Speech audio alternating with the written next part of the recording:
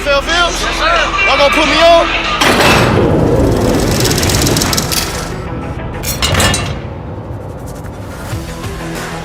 From a personality standpoint, TJ is gonna talk. He's gonna tell you exactly how he feels. Wake up, Cam! Wake up, Cam! Wake up! TJ Ward! What's good? What's good? Welcome back. Welcome back. You're here with TJ Ward and you're watching Safety First. Today, special guest in the building, Mr. Cuttino Mobley, NBA All-Rookie Team, Philadelphia native, Rhode Island legend. Mr. Mobley, thank you for joining me. I appreciate you being here. Bro, thanks for having me, brother. No doubt, man. So I heard you had a busy weekend out in Vegas with your daughter at the volleyball tournament. Yeah, we was talking about that a little bit off camera and how popular that game's become. How was the tournament for you? I love it. Listen, it's super busy. It's all these little girls running around. So it was from like age 11 to like 15. And 15, 16. And they're in these little tournaments. But it was at the convention center. It was like 150 courts. That's courts. That's not teams. So when I say they were making money out there on them volleyball girls, and then they have all the, girls, they like the little stuffed animals and the squishies and all this other crazy stuff. Whoever put that on is making money. It's crazy. Yeah. But at least, they have fun. So it was a lot of fun out there. Yeah, all these tournaments are becoming small, well, not small, major money grabs because there's so much participation and they know how we, what we do for our kids. Especially the girls. Yeah, Especially right. Your girls. Well, I just got one son, so I told, some family of mine, like, I don't know if I'm ready for that daughter love yet, because that's on another level. But let's start with your roots. Mm-hmm. Philadelphia. Yeah. I got a little love in my heart from Philly. All the Philadelphia Eagle fans think I'll be hating on them and Jalen Hurts because I'll be, I always like to keep it absolutely authentic with my viewpoints and my stances. But Philadelphia was actually, I used to tell people I was born in Philadelphia because my dad got drafted to the Eagles. Right? Okay. Right. Well, I was born in San Francisco, but as a kid, you be making stuff up just to be different, right? Yeah. So I used to tell people I was born in Philadelphia. My dad has an NFC championship ring with the Eagles when they played the Raiders. Okay. And I know you have some football in your family as well. Your cousin played, for the Broncos. Yep, so we got a lot of Bronco fans out here. A large Bronco audience. So if you guys didn't know that, John Mobley and Cuttino are cousins. Yeah. If you're watching. But what was how did Philadelphia, Philadelphia is known as a tough city. It is. Very tough city. Big time. How did that shape you as a hooper? I mean, just as a person. Yeah, really. As a person, as a hooper, as a dad, as a mentor, the whole thing, man. I went through some rough moments. My dad's a two-striker. Mm-hmm. I was blessed to have 4 parents. I tell people this all the time. My father, my stepfather. My stepfather loved me like I was his. Like he, I came from him. So I was lucky in that aspect. And then my father's here with me now. So, I take care of him here in Cali with me. And he goes back and forth. But growing up, my first sport was boxing. And then my first love was football. Mm. I was quarterback and wide receiver. And then I picked up basketball at like 13. But, coming from our city, man, you had to learn how to fight first. And then you had to, it was football and then hooping. And my crew was Rasheed Wallace, Alvin Williams, Jason Lawson, Kobe Bryant, Aaron McKee, Eddie Jones, Rick Brown. So when we're younger, I'm not knowing about the NBA. I'm just trying to survive and play ball. And wait, so all y'all came up together in Philly? Together. Wow. Yeah, together. It was one time we were in the gym, not Aaron and Eddie because they were a little older than us, just a couple of years older. But it was about 12 of us in the gym, and the guy was saying to us, he was like, listen, 1 in a million is going to make it. 8 of us made the pros. No, 9 of us made the pros. So, but we didn't know that back when we were in high school. You know what I'm saying? We were just the love of the game, and the toughness came from every day. You know, when people say all the cyberbullying and things like that, when how I grew up, if you walking down the street and it's somebody and there's a crew walking, that was bullying. Yeah. Right? You cross that street, you either running or you fighting. Mm. That was the bullying. So we had to learn how to fight, or you had to learn how to run. So I learned how to fight at a very young age because I had an older brother. My older brother is still in jail now. He's serving 3 lifetimes. So it's only like 11 months, 10 months older than me. But growing up, my whole father's side was a tough family. Um, but you know, I think growing up in Philadelphia for me taught me how to manage my emotions a lot better. You know, it's when I got out there in the real world. You know, Mhm. whether it's basketball, just from kids and just life in general. You know, life be life and Yeah. yeah. Nah, it does. Man, being from the city, even moving to the East Bay, I was telling my son, like, he got into a couple of scraps at school. I'm Mhm. like, shit, that shit was normal. Yeah. Like, you one off. Yeah. You finna go to this better school, so you won't have to deal with it as much. But that was just part of growing up, like things you had to deal with. And you're a little bit older than me, Mhm. so I think the streets are possibly a little bit meaner than when I grew up, but still the same. The Yeah. life lessons you teach just from being outside. Like these kids don't really be outside as much as past generations because of the technology, because everything is so structured, right? Mhm. Between basketball, AAU, and now football, you got flag tournaments in summer, and you just mentioned volleyball and Mhm. all that other stuff. But This weekend, both real quick. This weekend, last day was Sunday. I mean, we're in the gym. Monday. I'm sorry. We're in the gym the whole day, every day. And the referee, she was on one. mm, So my daughter, she's dominating the whole weekend. And then the referee, the very first game, because it's in volleyball, if people don't know, you have to win 2 games. And then, if one team wins one game, you have to win the next game. And then the third game only go to 15. The first 2 games go to 25. So the first game they lost, and she's pissed. And mm, I'm like, listen, remember I told you life is hard. That doesn't mean it's harming you, right? yeah, Like, don't try to play a victim. Fight through the emotions. And then the second game they won, third game they won. And she was with a lot of us growing up. I didn't get this, and my brother, of course, he's in jail, but we didn't get to how to regulate our emotions. Right? You usually get that when you're on a team, and then the coach, and then this high school and this college, and hopefully you're lucky enough to be able to, manage those things. But a lot of people try to think that when life is hard, it's harming you, and it's actually not. It's teaching you. It's like one of your best friends, because a hard life is a truth teller. That's for you to wake up. mm, What do I do from here? Not, oh my goodness, woe is me kind of thing. yeah. It's not a loss; it's a lesson a lot Exactly. of times. Exactly. So, being going from Rhode Island, right, and being the man there, stepping in to the NBA, second round draft pick. I was a second round draft pick as well.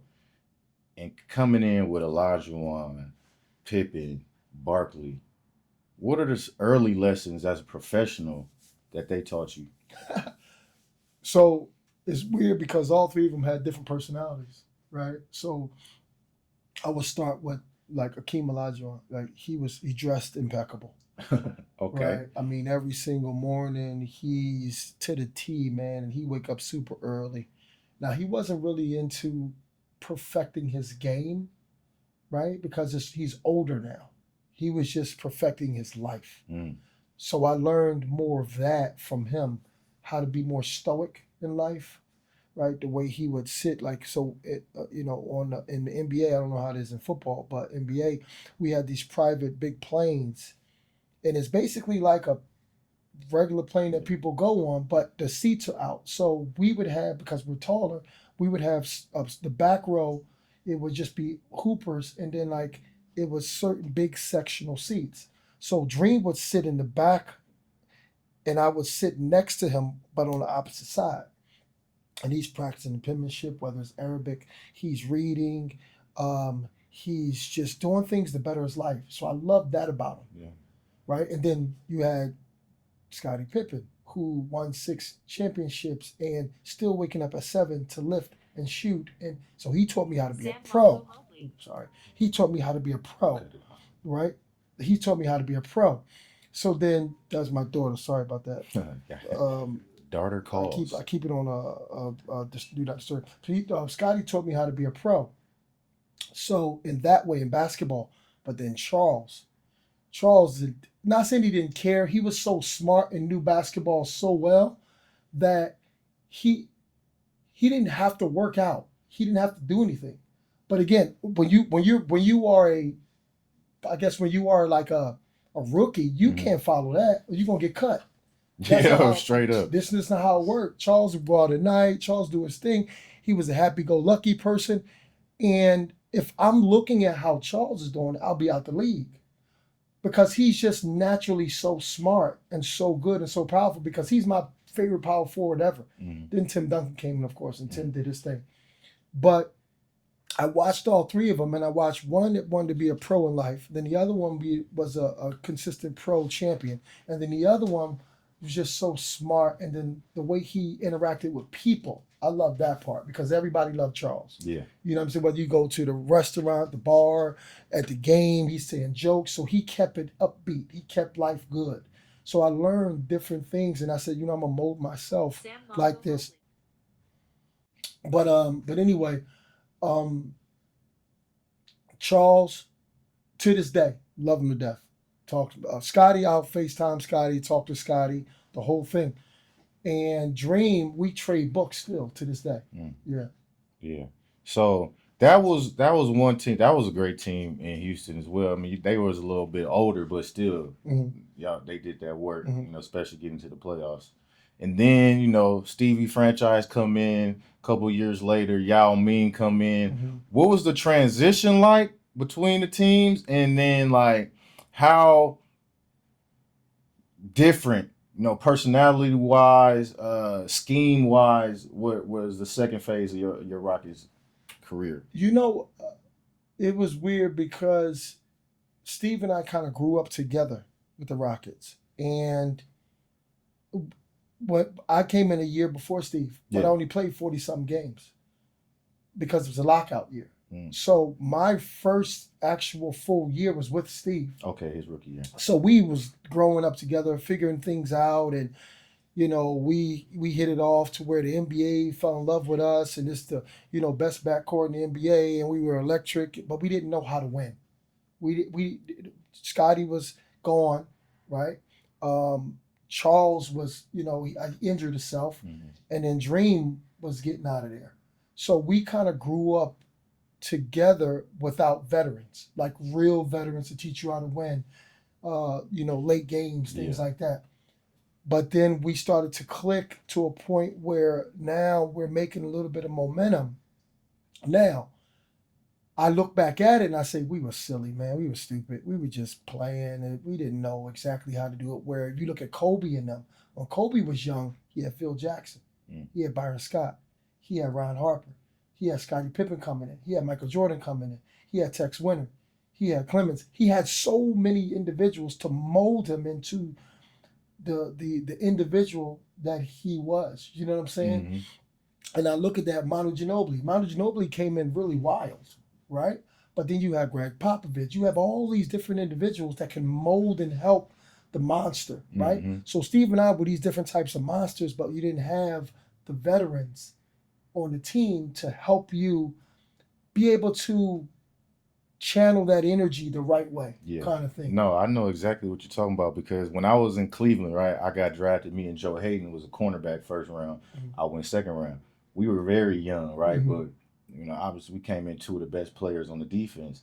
But we didn't have. We had some older aging guys, about to get out the league, but we didn't know how to win. We were playing well individually, having a lot of fun, especially at night. Right.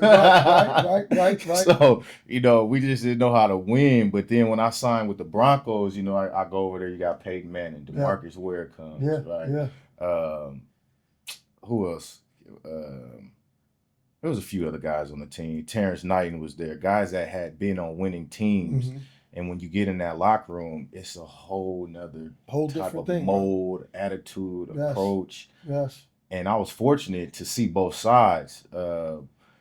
you and Franchise, what kind of things did y'all do off the court together? I know you still good friends today. Yeah, Did you yeah, guys hang out, or were yeah. you All more day, homebodies? Or all day, yeah, all day. okay, We all hung out, but again, too, was really strict too. You know yeah, what I'm saying? As far as like getting our shots up, like for instance, say we go on the road, we find a gym, get a whole bunch of shots up, and then we hit Roof Chris. Roof Chris okay, was our spot. yeah, You know what I'm saying? Eat and then go head back to the crib. But then if we say if we win or we stay over, then we may go out. mm-hmm. Other than that, we wasn't going out like night before games. Oh, We okay, didn't do none of that. Or drinking before. We didn't do none of that crazy all stuff. right, But we did have fun. And Houston showed us so much. Like I love Houston to this day. yeah, Love it to death.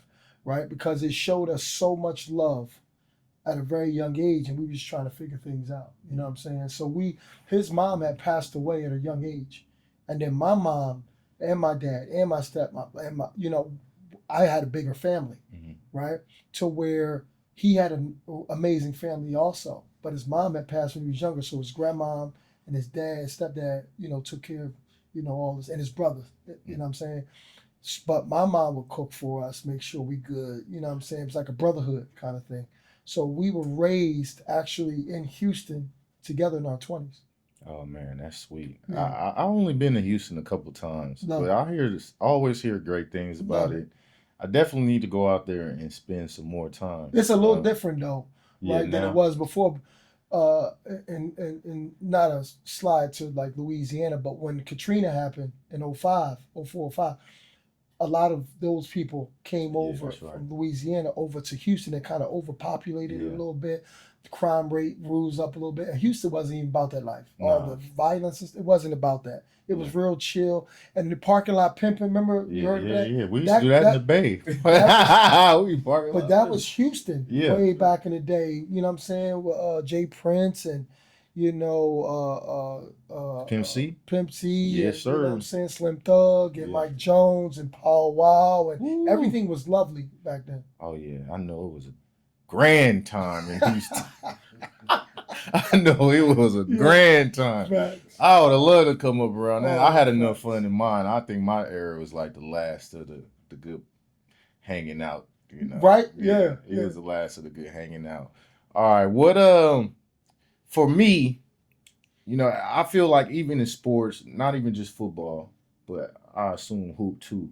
When you're good at something or you're good in one phase of your game, you kind of get pigeonholed Mm-hmm. as that. Mm-hmm. What is Typecast. typecast? Exactly. Like for Yeah. me, playing strong safety, I was a big hitter, right? Mm-hmm. But Yeah. since I was a big hitter, they'd be like, "Oh, you couldn't cover," or uh, "I can't play the back end very well." Mm-hmm. When I came into college as a corner, like Right. I consider myself a cover safety, and if you Mm-hmm. look at the numbers, my numbers were damn good in Right. coverage. Right. What's one part of your game that you feel was underestimated or undervalued?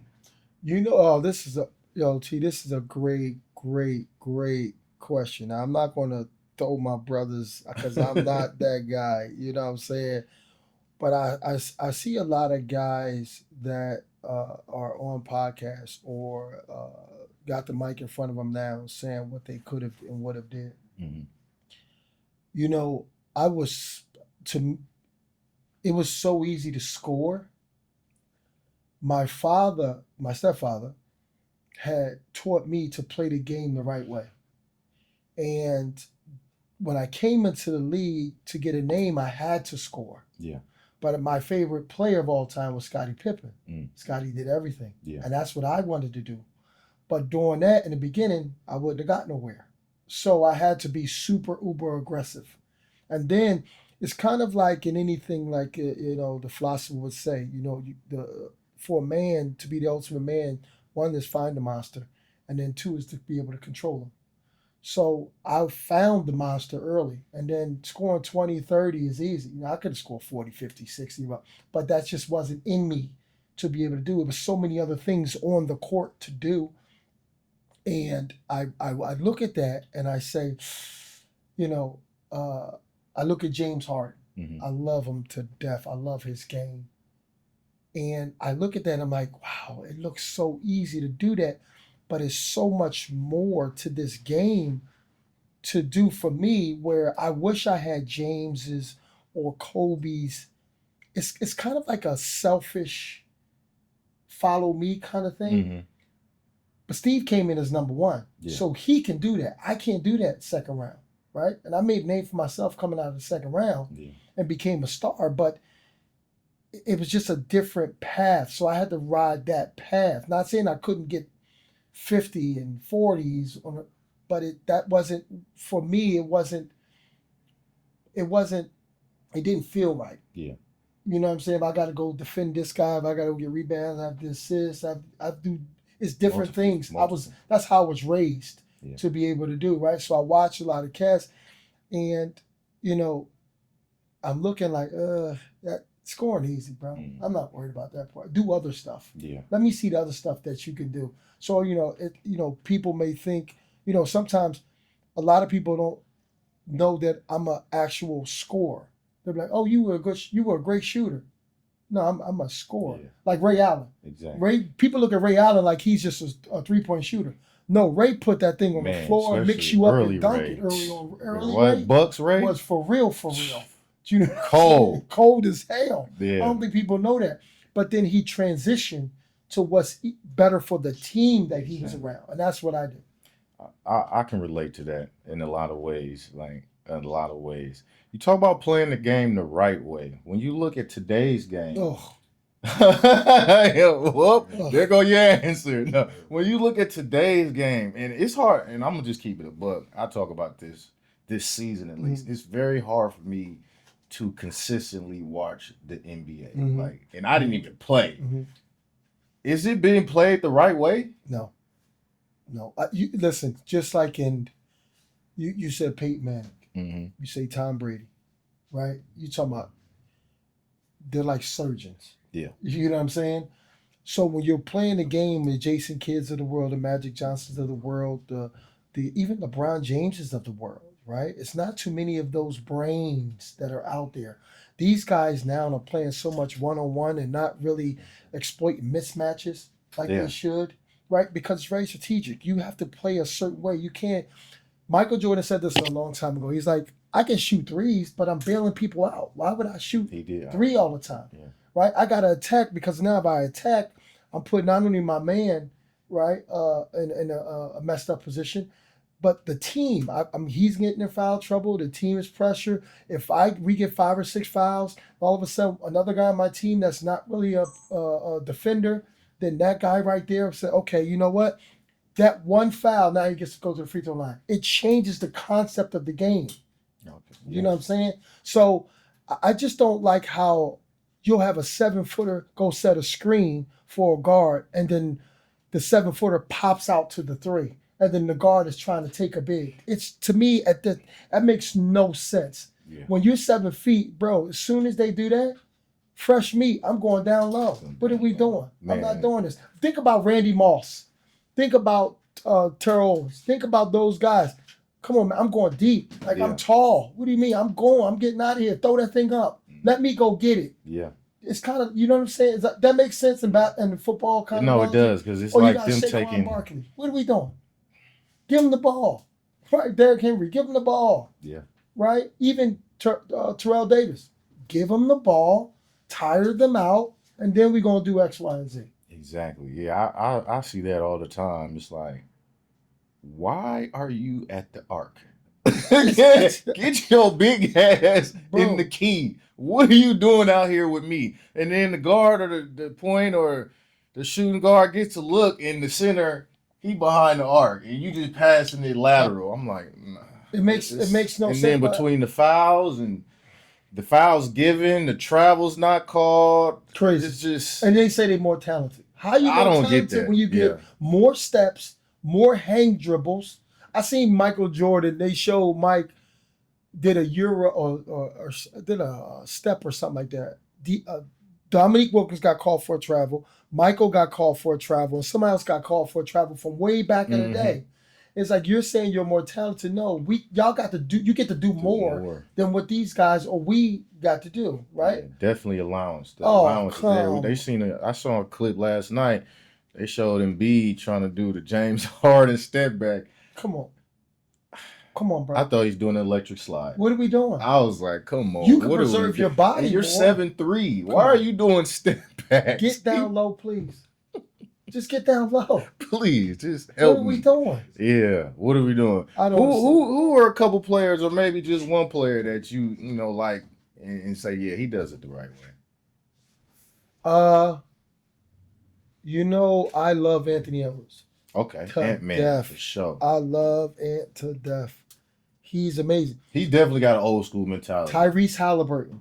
He's on the fast break. He like that Magic Jason Kidd. Yeah, for sure. Right? Allie. Yeah, and Devin Booker. Okay. Grinder. He grinds. The mid-range game is insane. I love those guys, right? And shout out to Shea and the Joker. I love the Joker. He's at Denver. He's amazing. But it's just like certain situations to where I know when we played, that wouldn't fly. Yeah. Do you know what I mean? Like certain things guys are doing now, it's not flying because of the way the game would be played. You wouldn't get to do that, and we'll expose you, right? Yeah. Because back then we're picking on you for sure. Right? I don't know how it was in football, but we're picking on this person. Maybe it's the left side, the right side in football, or you know what I'm saying? I'm going to make you switch up what you're doing. Or that person has to go sit down and bring somebody else in. Yeah. That's how it was when we played. Now, guys get to stay in the game. And now, the game is sped up more. Well, you're averaging almost the same points that guys back then averaged. What are you talking about? You're just shooting more threes. That's all. I could see if scores was averaging 140 and 150. No, it's still at 110. Same thing. Yeah. Not a big difference. But a lot more missed. Exactly. So you're just making more threes than you are twos. Yeah. That's all. For sure. Nah, we definitely do that in football. You got a corner and he's not disciplined, we're going to double move him. Yeah. You got a linebacker or a D lineman that like to get out his gap. Guess what? We running his way all day. Every day. You want to cheat? I got something for that. Your safety can't stay out the backfield. We're going to play action his ass. We're going to make sure. We're going to figure out a way to get strategy, right? Yeah. But I think, and I don't know, but it seems like there was a more accountability from other players on your team and opposing players, right? To say like that shit's not flying in our league. Right now, I don't know if the leadership isn't there. I don't know if the veteran the mentorship of veterans. Yeah, the mentorship of veterans on each team is quite as strong. Is that true? Well, you know what it is? You have kids raising kids. And I'm not being disrespectful. But when you come in, the league is not old. The league is young. So even when the young guys get older, they're still young. Yeah. Right? So a lot of the older guys get out the league, or the younger guys are making so much money, they don't have commonality. Like the older guys are gone. Right? And then the younger guys start getting older, like, yeah, come on, man. I'm making $30 million. Come on, sit down. Anybody trying to hear that? Them dollars kind of thing. You know what I'm saying? So the superstar older guys going out the league, they don't have time for it. Because you need that big brother, father figure to help, like I said before, when we came in. When I came in with Scotty, it was Charles, it was Akeem. So they kind of show you certain things. And then shout out to Mark Jackson and Charles Oakley. When Steve and I were with the Rocks and Jeff Gundy brought them on. They kind of shaped us, helped us become, a lot more sharp when it comes to not only on the court, but off the court. Yeah. I think I was the last in the NFL where they had a bunch of 30-plus guys on the roster. Now it's hard to find. I'm telling you. Just that guy, right? I'm telling you. And they, But then he's not hanging with them. No, at all. Like Charles Oakley, we were in the Bay Area. Think about this. Charles Oakley, and I played the most minutes on every team I was on. I played the most minutes. So especially that team, I averaged 40. There's only 48 minutes in the basketball game. I averaged 42 that year. Charles Oakley, we land in Oakland. Charles Oakley, I go unpack. I'm about to take a hot shower. I'm going to get my melatonin. I'm going to sleep. He said, meet me downstairs. I said, huh? Now it's 2 o'clock in the morning.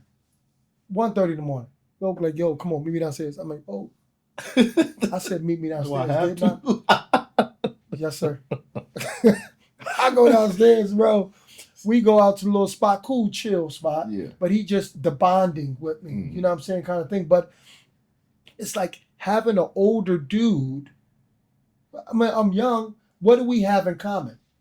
Especially during that time, besides basketball, right? He's lived longer. He's seen more. You don't want to hang with no young snotty nose, but he did. And he taught me a lot of different things. You know what I'm saying? Even Scotty taught me a lot of different things. But that at that time, I'm sitting there tired. I want to go to sleep. And he's like, come on, let's go. And then next game, I had a great game. Man, that's amazing. You don't hear them stories no more. Yeah. Like the OGs. Yeah. Them the kind of stories I used to hear coming in the league. Yeah. Is like, yeah, such and such did this, and you just hear like the OGs pulling the younger guys under their wing, showing them the ropes on the court, off the court, and it's always like one or two stories that you didn't see, but they telling you about. It's like one of them Instagram posts or so where they animated this shit and you thinking about what happens in your head. That's how it was for me in the league. But transitioning from Houston, you go to LA, right? And then Orlando? Yeah. No, I went from Houston to Orlando. Orlando asked for a trade to Sacramento. Oh, okay. Yeah, I went for Sacramento in mid-season, beginning of the season. Orlando, I loved Orlando, man. I think that was the best team I ever been on. Really? But me and the coach didn't see eye to eye, and at that time when Steve and I got traded and Calvin Cato got traded from Houston to Orlando. That's okay. Right, like the team in Orlando, Steve was at the 1, I was at the 2. Grant Hill was at the 3. Dwight Howard was a rookie at the 4. And then Calvin Cato was at the 5. Coming off the bench was Jameer Nelson, Deshaun Stevenson, Hedo Turkoglu, and Tony Battie. That team was crazy. Yeah. That was a crazy team. And our vets was like Stacey Augman, OG Stacey Augman, guys like that, right? So the coach came up to us, and now they only won 21 games the year before. Now we already in our 20s now when we're there. I'm shooting 44, 45% from 3. I'm topping the NBA. Mm-hmm. He Top 3, right? Yeah. He comes to me and Steve. This is my contract year. He comes to me and Steve and says, hey, we got to, make time for the rookies. I said, what? This is the best backcourt in the NBA. You telling us, especially me, during my contract year, I'm cool. So I went to the GM. I said, listen, I got to get up out of here. I ain't going to mess my money up. Yeah. So then we in Boston, and we're about to play. They said, no, you don't have to suit up. You've been traded. I'm like, okay. But the GM already told me I was going to. I just didn't know when and where to. But he gave me options. So I picked Sacramento. So Doug Christie and I had switched over. Okay, yeah. Yeah, so it was just me and Doug. But besides that team, and the reason why I say that second best team was Sacramento, because it was Mike Bibby, myself, Peja Stojakovic, Brad Miller, and Chris Webber. Yeah. And then Chris was kind of on his downfall because of his knees. Yeah. But he was one of the best power forwards ever, right? And then Brad Miller was a 6 center. He was unbelievable. But yeah, that's how that went. Then I signed with the Clippers, and that's where I retired. Okay, speaking on retirement, we all get to that point. Some of it, so for some of us, it's abrupt. For others, we get to walk out with the sunset. You had to end your career early because of health issues. Yeah. How did that affect how you went into post-career life? I mean, because it was really a life or death situation for you. Yeah, so what happened was, and a lot of people don't know this, it was a misdiagnosis. But I didn't find it out for about another year and a half, right? So in the beginning, our identity is football, basketball. That's our identity, right? We walk around with our chest poked out because we are elite, right? It's like not many people play football or basketball. So you walk around with this type of mentality in your head. And not saying it was cocky or anything like that. It was just an achievement. But the ultimate achievement is what kind of man should you become? So I was confused with that. My stepfather had passed away, who was my oracle my rookie year. And my dad loved him to the death. But my stepfather was a lot more wiser. So he gave me kind of like the cheat sheet of how life is going to be emotionally. And when he passed, I had to figure that out and navigate through by myself in that way, right? Yeah. Not, my dad was always there, but just my stepfather was that kind of like Marcus Aurelius, like Yeah, yeah, philosopher. yeah, exactly. He was that kind of person. But it shocked me in the beginning, and I told this before. It shocked me in the beginning, but then I had to kind of take the principles that they taught me when I was young, my dad and my stepdad, and say, listen, God didn't get you this far to just stop here. So what else should you be doing, right? All right, focus on your person. Focus on being a father. Focus on this. Focus on that. Like really, truthfully dive in. And it hurt in the beginning, man. And you know, people think because you TJ Ward, you Cuttino Mobley, and you this and you that. It's like, yeah, we normal. Mm-hmm. Like we hurt, we get sad, we have anxiety, all we confused, Yeah. we all that. yeah, we may play these sports really well, but the life part, eesh, it's we're learning that right now because there's so much. You think about it when you're playing a sport, the doctors, the nutritionists, the coaches, everything is laid out for you. Life is not laid out. Life, you gotta figure out time management. You gotta figure out emotionally outside of that. How do I adjust to my lady friend, my mom, my dad, my brothers, my sisters, my kid, my this. There's so much you have to do. That's a game within the game itself. So me learning how to, I guess, be better at critical thinking and understanding that for me, uh, you know, life is hard. Life is hard, but as a professional, you make hard look easy.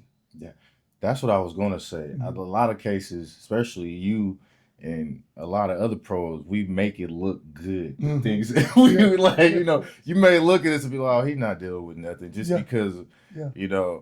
we make struggle look so well because that's what we've been going through. Right. And for me, it's like when I tell people I dealt with retirement, or I'm still dealing with retirement, but the early stages was like trying to find something Purposeful, passionate Mhm. and purposeful that I want to Mhm. give my all to. Because Right. I've been giving my all to, we've been giving our all to this sport for our entire lives. But growing up now, we having families and finding careers Mhm. outside of what got us here, and how to spend that time. Like it's be times where I'll be feeling like I'm not working hard enough.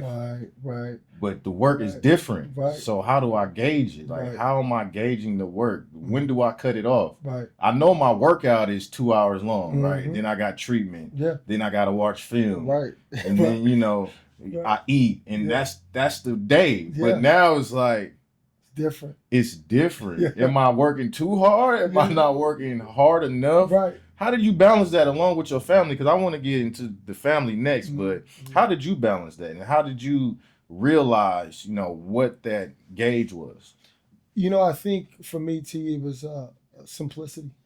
Oh. Keeping it super simple, right? And sticking with the same program it dude got me to be a pro in basketball. Um, uh, I've read more. I still I wake up early. Um, it's just that I'm not going to the gym to play basketball, but I'm still watching film for my son. I'm still watching film for shout out to Brandon McCoy Jr. I'll still watch every single game. He's from Oakland area. He made McDonald's All American going to Michigan. Okay. The whole thing, proud of him. And it wasn't me at all, right? I just wanted the mentors to help him. He had so many different individuals that help him become great. But just watching my son Miles, and then my son Tino, who's older and he's a fashion designer. His company's called Ain't As If No Tomorrow. How do I become better as a person for them? Because they're watching me. They don't listen, they watch. So if you're waking up early, if you're reading books, if you are a good person, right?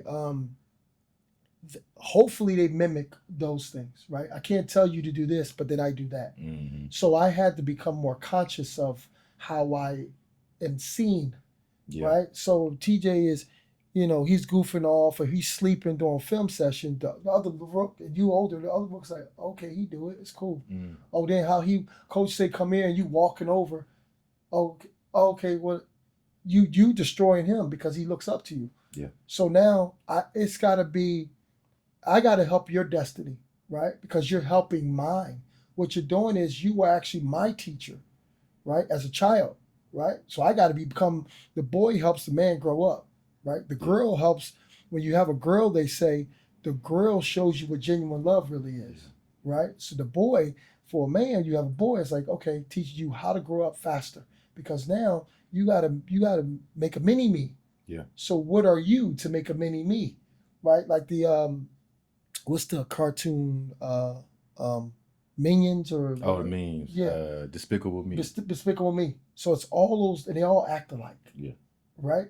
So if you want to have something, you better make sure when they running around like this, it represents who you are, or at least you're conscious, something like that. So, I kind of simplify life. I don't go out, and rarely, you'll see me out late, and I dedicate myself to helping even young fellas like yourself, or even my dad, right? I teach my dad because I've been around the world more than my father, even though he's 77 years old. So I'm teaching my dad different philosophies or different speakers or what to do here and how to eat this and whether it's intermittent fasting, and, just different things like that. So that's my passion. That's who I am.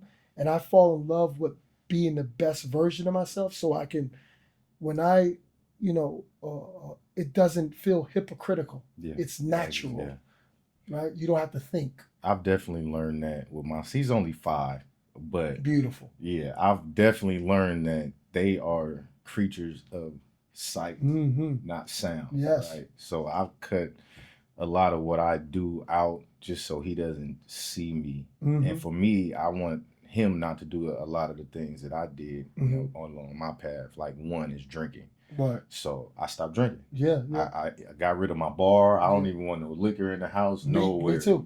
Me too. Maybe some wine. My mom and dad's never drank or smoked in their life. Yeah, not mine. But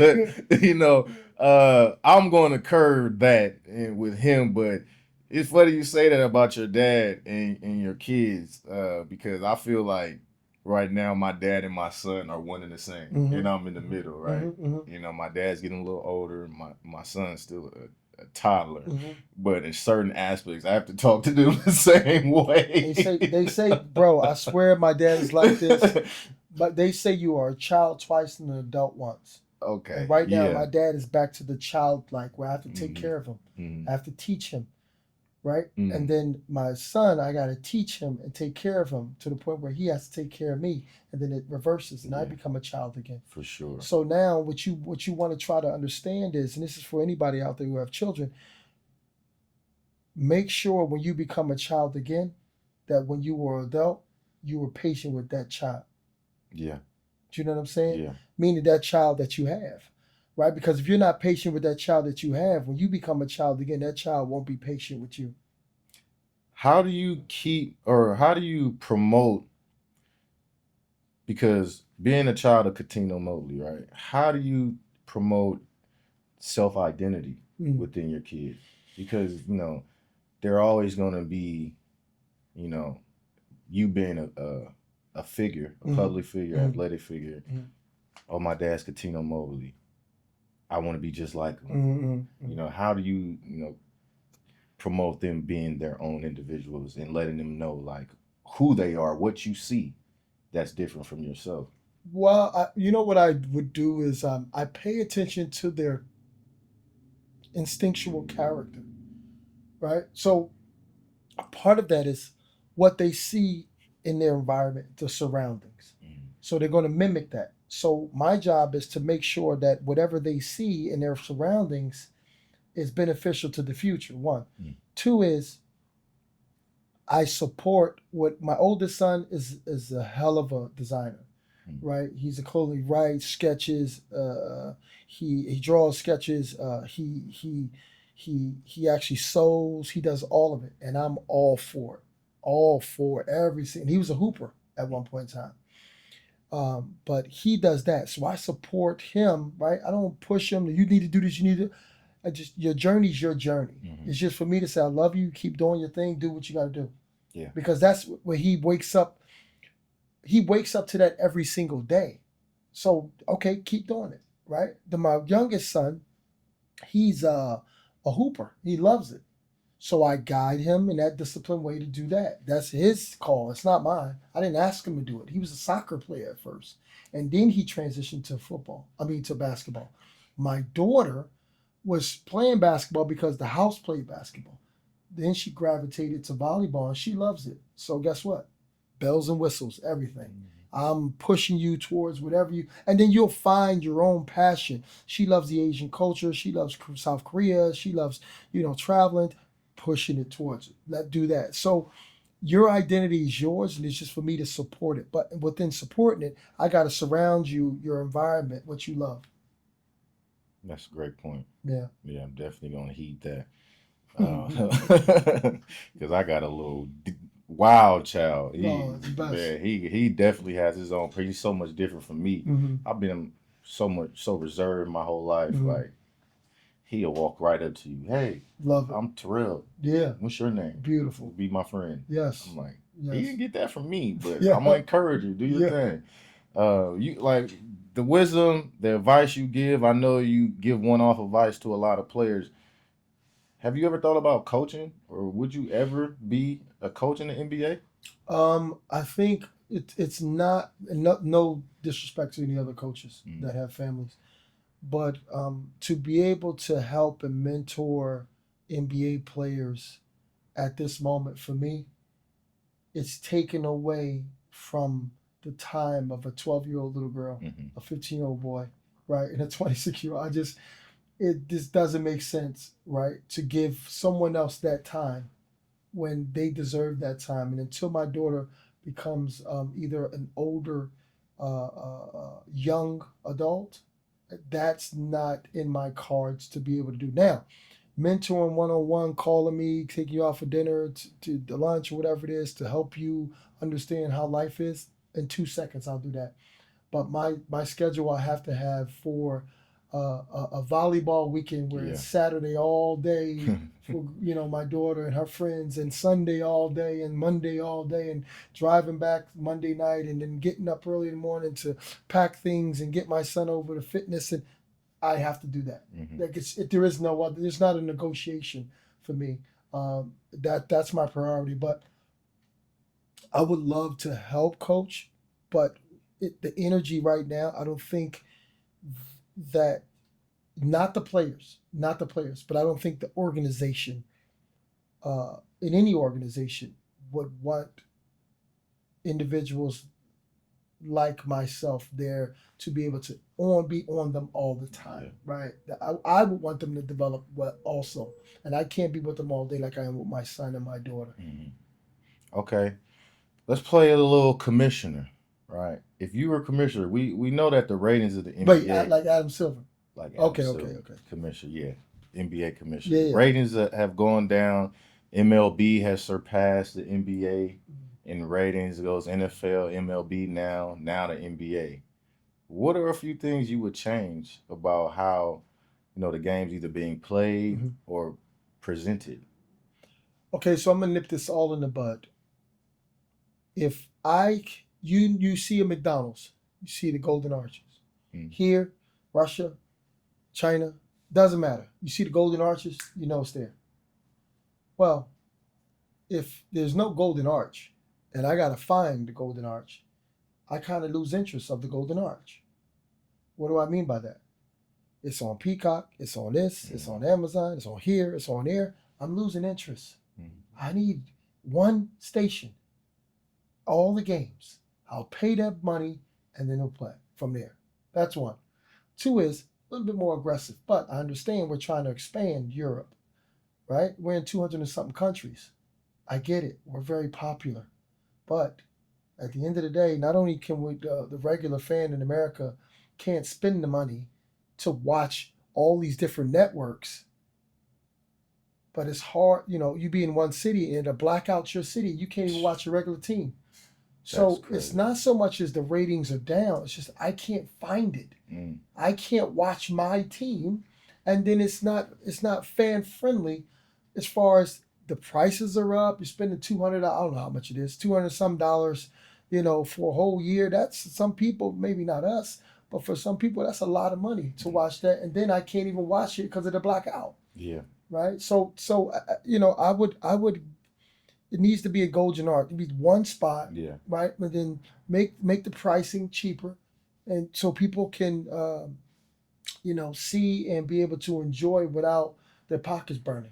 I think it gets to the point, even if you can afford it, it's like I don't want to pay it. You got me paying all these people. And Like, and why I gotta pay all these and the people? load management. Yeah, Right? So yeah, people man. fly into somewhere, and that guy's not playing. Yeah. That didn't happen when we were younger. Mm-mm. We played a hell of a lot of games. Tough game. Tough And y'all games. didn't have no pads on like football. Exactly. They got knee pads and You know what elbow. I'm saying? They gonna have shoulder pads Shaq next. broke my rib. Bro, Shaq broke my rib. Okay, cracked my rib. When I hear, I'm taped up. I'm so Yeah. taped up, right? I come back 2 weeks later. Karl Malone gets me, right? And I'm still playing. Like if you sit on that training table, bro, you might get cut. You better stop Yeah, playing these get up. games. All that old gentle parenting stuff, get it out of here. Don't work. Yeah, don't You're work. gonna have renegades. You feel me? No, but I swear, I'm going to see in the next 5 years basketball player with shoulder pads All day, bro. under their jersey. All day. I promise you. All day. All right. Before we get out of here, because we've had a great conversation. Yeah.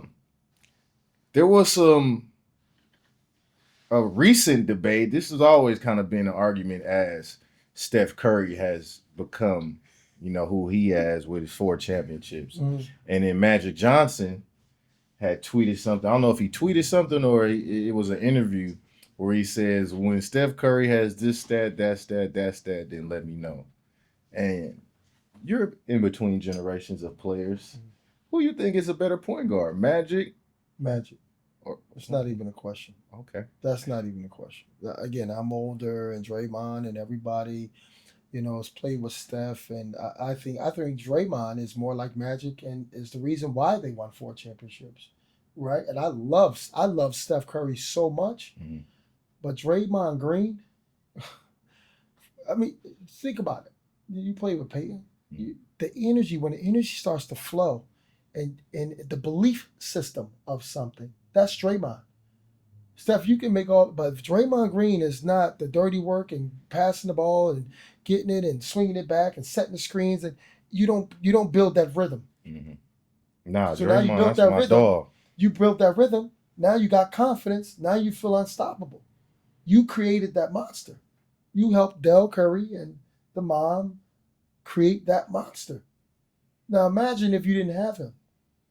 You were scrawny, you were smaller, they push you around, it'd be harder for you to score. Not saying you wouldn't, but that Draymond made things a lot. Draymond Green, Iguodala, Sean Livingston, you had 3 point guards on the floor with you. Very underrated. You had 3 point guards on the floor with you. Point guards.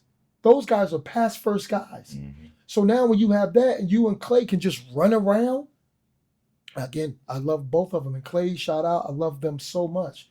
But it's easier to become who I am when I got these 3 guys and I ain't got to worry about them shooting the ball and it's us 2 shooting the ball. Oh, yeah. Draymond Green is more of that Magic Johnson-y kind of thing, but Magic Johnson's the best point guard ever. Yeah, Magic can do it all, man. And I didn't play with Magic, play against Magic. I didn't play with Steph. The eye test. I know. Magic Johnson. Now, I look at it like this, T. If I was playing the person that I am, I want to play with Magic before I play with Steph because Magic going to get me that ball. Yeah. I'm boogieing with Magic. And I'm going to boogie with Steph. But with Magic, woo, I'm going to get a whole bunch of 40s. Steph he throwing them out. He throwing them shots up. Yeah. So, okay, man. Magic Johnson, y'all. You heard it from Cuttino, man. Magic is the best point guard. I'm a Warrior fan myself. Yeah. And I didn't really watch Magic, in the 80s because I was born in 86. Right. Yeah, it's a hard decision. If you were looking for a true point, that's a true point guard. Yeah, I'd go with Magic. But as a player, it's hard for me to go against Steph, man. It's just I love hard, Steph. Man. I think he's incredible. Yeah, but man, I appreciate you being here. I appreciate you having me. What are your any business or financial advice or projects that you're working on right now? Well, I'm not really. I'm actually working on my book called Purpose Before Ego. Okay. It's going to take a while because I'm more of thinker, so I overthink kind of things. I have a website called CuttinoMobley.com. I'm a life coach, so I love helping people, mentoring people, things like that. But as far as when it comes to finance and business, man, that's a personality, Yeah. right? There's an elephant, there's a lion, there's a fish, right? They all act differently, so I can't really tell you what to do. But if you can, out there in the world, if you can simplify your life earlier and manage your time, because time is the most expensive, richest currency that you could have. And if you just mess it up, it's hard to get that back, right? It's easy to get money, but it's hard to get time back, whether that's family, whether that's actual currency, or things, right? So manage your time more. Um, uh, be as simple and simplistic as possible. And I think life becomes a lot easier, better, and less stressful when you do those things, right? It, what you think people care about, they actually don't. So stop trying to impress them. You know what I'm saying? Yeah. And just be simple, man. Be simple. But as far as that, there's nothing really much I promote. I promote life, and if you need help, just hit me up.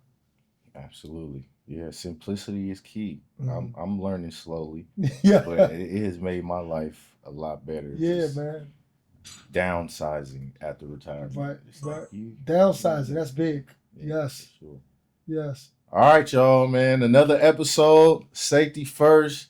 You got a lot of wisdom, a lot of game from Cuttino, man. If you ain't watch it live, go back, rewind it, give some more gems and some jewels. As always, I'm TJ Ward, and this is Safety First. Like, comment, and subscribe. Don't forget. Like, comment, and subscribe now. All right, we out.